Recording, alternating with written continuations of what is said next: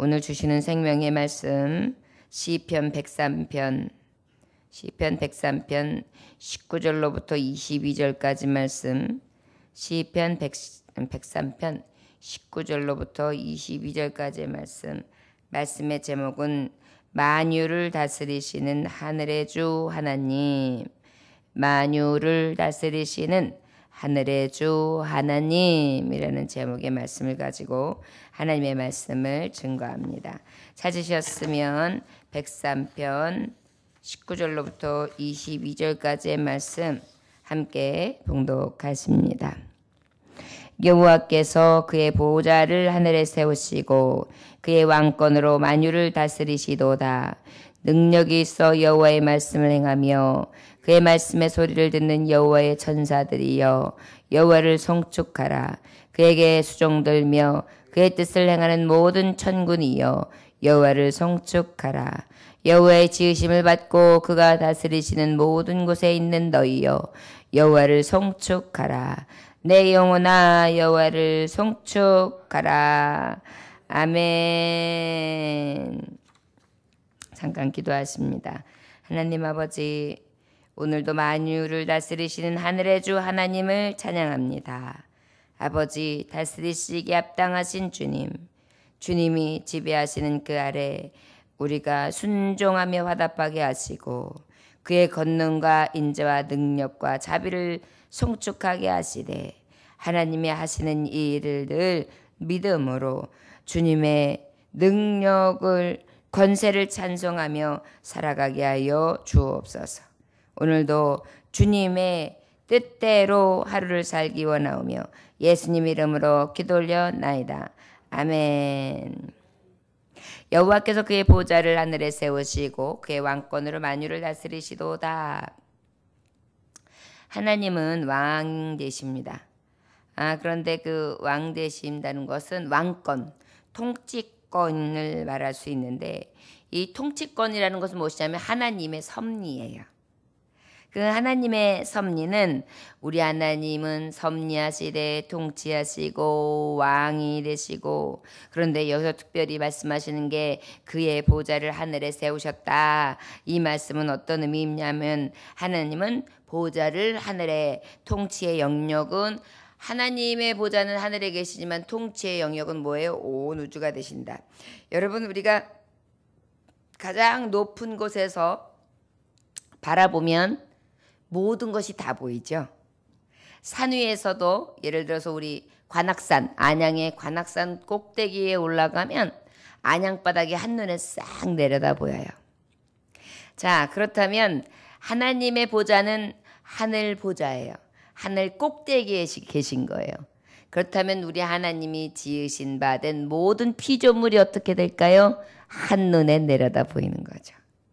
그러니까 우리 하나님께서는 모든 것을 통치하시고 섭리하시되 지으신 자로서 왕의 보좌를 하늘에 두셨으되 온 우주 만유 하나님이 지으신 피조물들의 세계를 다 통치하시고 계시다는 것을 찬송하고 있는 것입니다. 우리가 늘 하늘에 계신 하나님, 하늘에 계신 아버지 이렇게 표현하잖아요. 이것은 어떤 의미냐? 모든 것을 통치하시는 아버지, 저 높고 높은 보좌 위에서 낮고 낮은 이곳까지 하나님은 못 보실 것이 없고 못 가실 것이 없고 알지 못하시는 것이 없으신 하나님의 주권, 하나님의 통치, 하나님의 섭리, 하나님의 능력, 하나님의 권세, 하나님의 권능으로 지금 다스리시고 계십니다. 이것을 우리가 깨달을 수 있습니다. 특별히 하늘에는 우리가 알다시피 무엇이 있나요? 천사들이 있어요. 그래서 여기 말씀해 보면 다윗왕은 20절에 능력이 있어 여호와의 말씀을 행하며 그의 말씀의 소리를 듣는 여호와의 천사들이요. 하나님의 음성, 하나님의 소리, 하나님의 명령, 하나님이 하시는 말씀들을 다 듣는 천사들이여 여호와를 송축하라. 하나님의 온 우주의 영역을 다스리시고 주관하시는 것뿐만이 아니라 하늘 보좌에 계셔서 하늘에 있는 천사들까지도 천사의 영들까지도 하나님께서 지배하시기 때문에 저들마저 하나님이 어떻게 해요? 지으신 자들이거든요. 그러다 보니까 그 지으신 자들이 하나님을 노래하고 높이는 것은 마땅하다라고 지금 찬양하고 있는 것입니다. 자, 천지 만물을 창조하시는 6일의 기적, 말씀으로 창조하시던 그때를 들여다보면 그 전에 하나님이 계셔서 영원 전부터 영원부터 영원까지 계시기 때문에 그때에 천지가 생기기 전에 하나님께서 천사를 만들어 놓으셨는지, 아니하면 천지 창조 제 첫째 날 하나님께서 이 하늘 위와 하늘 밑에 궁창을 만드실 때에 그때에 천사들을 창조했는지는 정확하게 성경에 나오지는 않았지만 골로새서 1장 16절에 보면 만물이 그에게서 창조되되 하늘과 땅에서 보이는 것들과 보이지 않는 것들과 혹 왕권들이나 주권들이나 통치자들이나 권세들이나 만물이 다 그로 말미암고 그를 위하여 창조되었다라고 기록되어 있어요. 그런 것으로 봤을 때는 분명히 하나님은 온 우주, 하나님 보좌에 계신 하늘 보좌, 하나님 우편에서 수종드는 천사도 아버지께서 지으셨다라는 것을 우리는 성경을 통하여 깨달아 알 수 있습니다. 그렇기 때문에 우리는 그 피조물로서 하나님의 뜻하신 대로 수행하는 거예요. 순종하는 거예요. 뜻하여 행하는 거예요. 하나님의 말씀이 이렇게 임하면 아멘.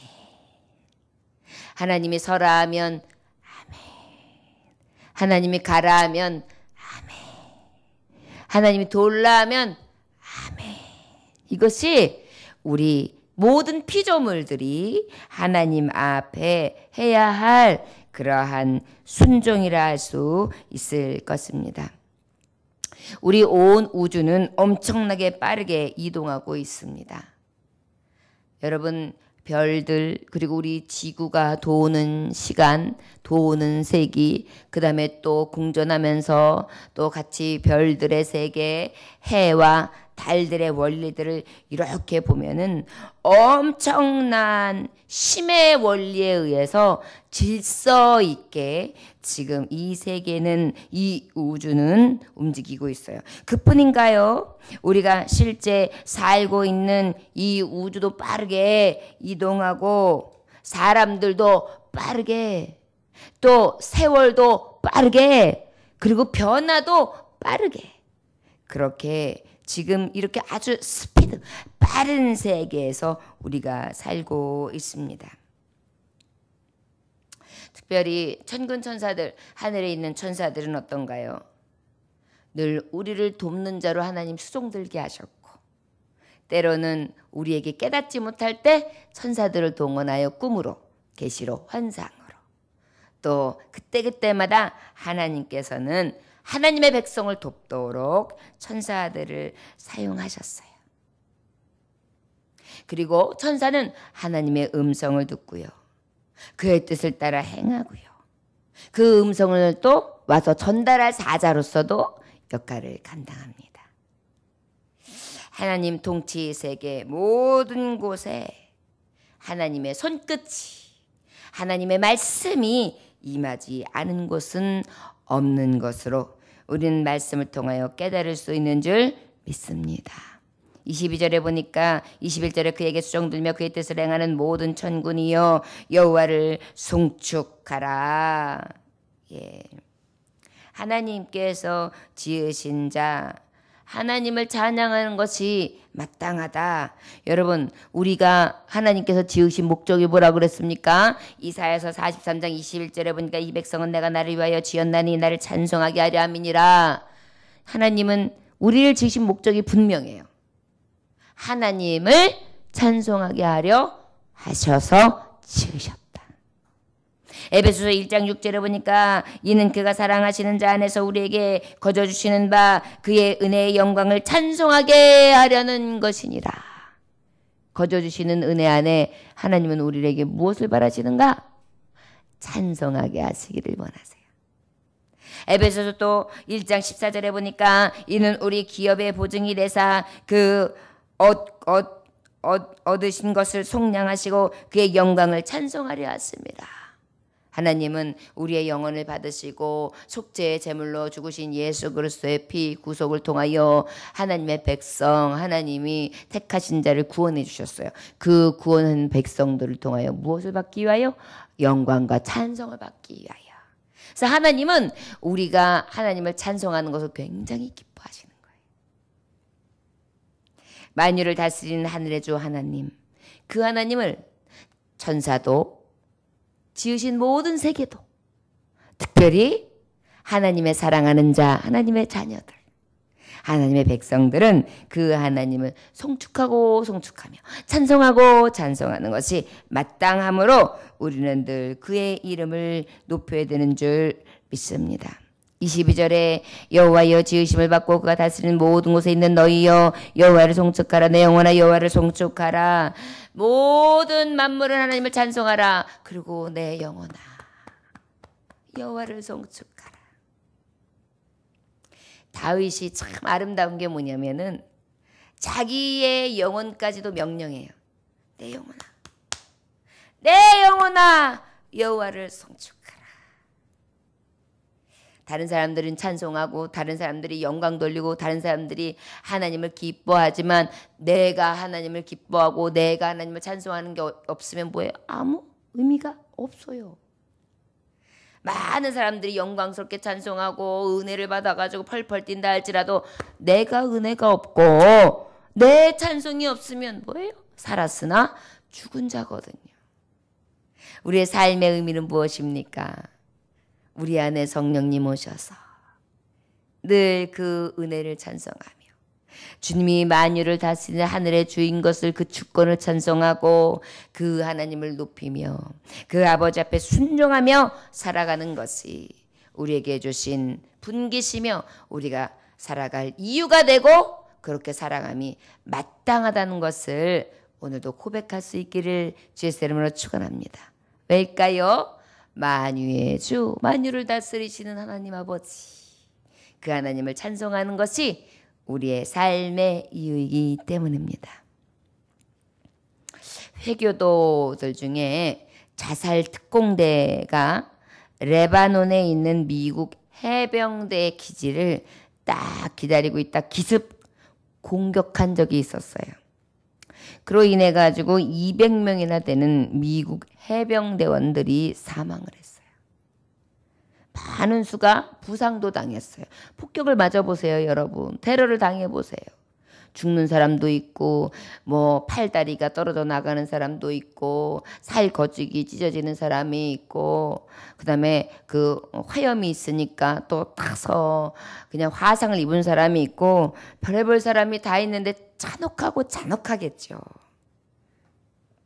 이 참혹하고 잔혹한 현장에 소식을 들은 사령관 사성장군인 폴 켈리라는 사람이 현장으로 달려가서 너무나 중상을 입고 괴로워하는 해병대를 위로하게 됩니다. 그래서 그 위로의 방편으로 그들에게 훈장을 수여하게 돼요. 병상에 누워있는 그 해병들에게도 일일이 악수를 하고 또 그에게 맞는 권면을 해주고 그냥 눈물로써 그 강인했던 폴 켈리가 그들에게 위로의 말을 주면서 병상에 누워있는 자들에게 훈장을 달아줘요. 그런데 그 중에 아주 중증 환자였던 병사 하나가 손을 부들부들 떨면서 손가락으로 켈리 장군의 그 위로에 답을 합니다. 영어로 뭐를 썼냐면은 뭐라고 쓰는데 알 수가 없어서 간호사요. 저 펜을 한번 주십시오. 그러니까 손가락이 이렇게 움직일 수 있는 손가락에 펜을 잡고서 부들부들 떴는데 샘퍼 FI 이렇게 써놓고 그냥 그만 손가락에 힘이 없으니까 툭 떨어뜨려요. 그때에 쓰레다 만글이 뭔지를 알 수 있을 것 같았습니다. 셈퍼 피델리스. 이거 뭐냐면 항상 충성하라. 이것이 미국의 해병대의 구호였습니다. 항상 충성하라. 본 켈리 장군은 그만 목이 메어 울고 또 울었다는 것입니다. 저와 여러분, 그렇습니다. 하나님은 만군의 아버지. 우리가 그 하나님을 따르는 자들입니다. 우리는 그의 백성입니다. 우리는 그의 십자가 군병입니다. 우리가 하나님 앞에 이 은혜를 입고 다스림을 받고 살아가는 이때에 무엇을 해야 될까요? 계시록 2장에 있는 말씀처럼 내가 죽도록 충성하라. 그리하면 내가 생명의 간을 주리라. 우리가 그저 그 하나님 앞에 찬송하며 송축할 수 있는 방법은 오직 충성밖에는 없는 줄 믿습니다. 내 영혼아 송축하라. 이것은 바로 무엇입니까? 하나님을 찬양하라는 것입니다. 높이라는 것입니다. 높이는 방법이 바로 무엇입니까? 하나님 뜻대로 순종하고 충성하고 살아가는 것이라 믿습니다. 언제까지요? 죽기까지. 죽도록 순교자의 정신을 가지고 믿음을 지키고 신앙을 지키고 주를 위해 먹든지 마시든지 살든지 죽든지 무엇을 하든지 주를 위하여 살아가는 것이 우리의 길이라 믿습니다. 저 여러분, 정말 우리가 하나님을 찬송하는 자답게 무엇을 하든지 하나님 앞에 기쁨되며 그 이름을 송축하는 자의 삶을 살아갈 수 있기를 주의 이름으로 축원합니다. 기도하겠습니다. 하나님 아버지, 만유의 주 다스리시는 하나님 아버지 앞에 우리 피조물이 해야 될 것이 무엇입니까? 바로 하나님이 지으신 바대로 충성하는 것입니다. 하늘은 하늘대로, 땅은 땅대로 그 많은 피조물들과 온 우주가 하나님이 지으신 바대로 순종하고 충성하는 것입니다. 이것이 바로 충성이며 그 안에 송축입니다. 하나님의 이름, 지금까지 하시는 모든 것을 송축하며 우리에게 맡겨진 모든 것을 다 죽도록 충성하는 데 있다는 것을 깨닫습니다. 하나님 아버지, 오늘도 아버지를 송축하게 하시되 내게 맡겨진 본분이 무엇인가를 잊지 않게 하시고 늘 주의 이름을 높이며 성실로 기쁨으로 감사로 하루를 아버지 앞에 드릴 수 있는 충성된 일꾼 되게 하여 주옵소서. 오늘도 이 새벽에 열게 하시고 귀한 말씀 주신 것 감사드리오며 예수님 이름으로 기도 올려나이다. 아멘. 주님 가르침을 마치겠습니다.